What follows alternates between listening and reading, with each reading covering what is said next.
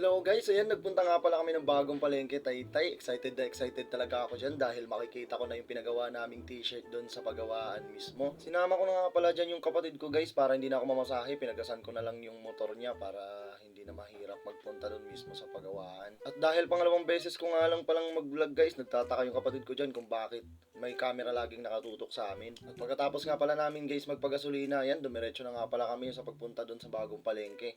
Medyo matraffic nga lang pagdating dyan sa may Muson kasi napakarami ng tao dahil bukas na naman yung mga palengke dyan. At yan nga, nakapunta na nga kami ng bagong palengke Taytay guys. Dahil linggo nga ngayon guys, napakarami nagtitinda ng mga murang damit ngayon sa bagong palengke Taytay. Napakadami nga pala ng mga mabibili nyo dito guys. Pwedeng makabili kayo dito ng mga murang t-shirt, halagang 20 pesos. Tapos pajama, jacket, kung ano-ano guys. May sapatos din dyan na sobrang mura. Hindi nga pala kami nag-ikot-ikot ng sobra dyan guys dahil naaakit lang kaming makabili ng mga kung ano-ano. Kaya ang ginawa namin, dumiretso lang kami. Marami nga palang dumadayo dito para mamili dahil napakamura ng mga paninda. Kung mura sa Divisoria yung mga gamit na pambahay, dito naman guys, yung mga damit, yung mga gamit sa katawan ng tao, mura. Yung ibang mga tindahan guys, nagbibenta nga pala sila mga wholesale. Kapag mas marami kayong binili, mas marami kayong makukuhang discount. Napadaan nga kami dito guys sa lugar kung saan maraming street food. Sa bahagi lang yan ng bagong palengke Taytay sa may Manila East guys. Kaya ang ginawa namin, kaysa bumili kami ng mga kung ano-ano mga gamit, nagdaan na lang kami dito at nag-food trip. Napatigil nga ako guys kasi parang may binabarbecue ditong pusit na tuyo. Ayun, minsan nga lang kami nito nakatikim, no, pirito lang lagi, pero ito laging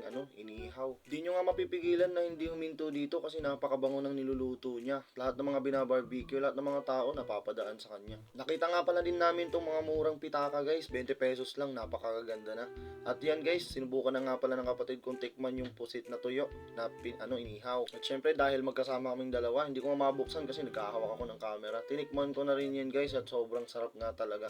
Gusto ko sanang kumain ng marami kaso high blood na ako, tsaka ang mahal ng paninda ni kuya, 15 pesos ang isa. Bumili nga lang ako ng palamig dyan tapos tinikman ko yung isaw na paninda ni kuya. Ang sarap din pala talaga. Tapos ayun, di na kami nagtagal, pumunta na kami kagad dito sa pagawaan ng t-shirt. At syempre gaya ng inaasahan ko, napaka-friendly pa rin talaga ng mga staff dito sa pagawaan na to guys. Pag pumunta kayo dito at dito kayo nagpagawa, promise di kayo magsisisi, napakabait ng mga staff. At dahil excited nga ako sa t-shirt ko yan, sinukat ko na kaagad at saka yung kapatid ko sinukat niya na rin yung kanya. Yan, mas magandang model kasi payat. Ay akin kasi muumbok yung tiyan ko kawawa naman ako.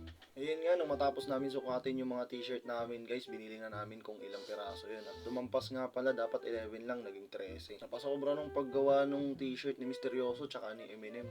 Kaya yun, dumami. Double check nga pala yan ni ate at saka binilang ulit. Tiningnan niya isa-isa yung mga pangalan ng t-shirt. Tapos ayun, pagkabilang niya 12. Pero nung binilang namin ulit, naging 11 na lang. Naging 12 yun kasi dalawa pala yung kay Eminem tapos kay Misteryoso, isa. Ayan, inaawitan ko nga dito yung mga staff na baka sana libre na lang kaso baka pagalitan nga naman sila ng may-ari. Pero sinabi ko naman sa kanila guys na sana itabi lang nila baka sakali kapag nagkulang kami, balikan ko na lang.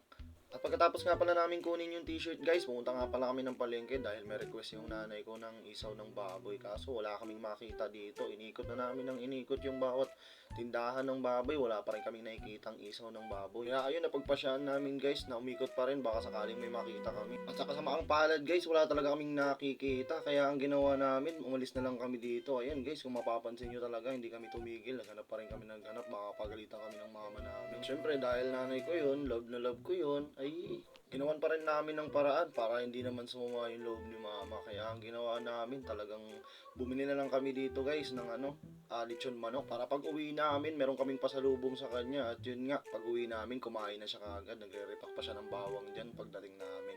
At ayun nga guys, sobrang gutom na yung nanay ko.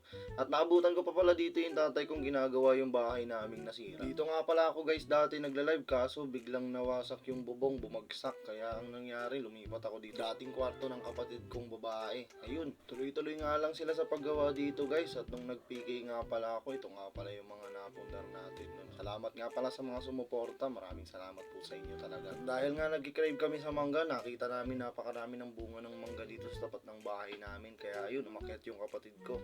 Binibigay niya nga sa akin yung bunga. Kaya ayun, sinasalo ko talaga kasi para lang hindi siya mahulog sa maling tao, di ba? Nag-aalala nga dito yung kaibigan niya, kaya ang ginawa ng kaibigan niya, kumuha ng panungkit tapos nilagyan ng alambre para hindi na siya umakyat doon at tungkitin na lang sana namin. Kumuha nga lang pala kami ng sakto dyan guys para hindi masayang yung bunga ng mangga, para yung ibang mga bunga mahinog pa. Nag-food trip na nga pala kami dito pagkatapos silang kumuha ng mangga. Ang sausawan nga pala namin dyan, toyo na may asukal. At yun guys, tamang food trip na naman kami ditong tatlo. Ngayon lang to guys. Minsan lang mangyari yung ganito eh. At yun nga guys, pagkatapos namin mag food trip, syempre tamang pahinga na muna, kwento-kwentuhan, pagkatapos magsikain. Gusto ko nga pala guys na nagtatambay dito sa labas ng bahay namin kasi dito napakasariwa ng hangin. Tapos minsan kapag meron kang problema, titingin ka lang dyan, oh, ganda niya, no. Ayun nga guys, hanggang dito na lang muna tayo ha. Maraming salamat po sa lahat ng mga manunood. Please like, share, and follow po.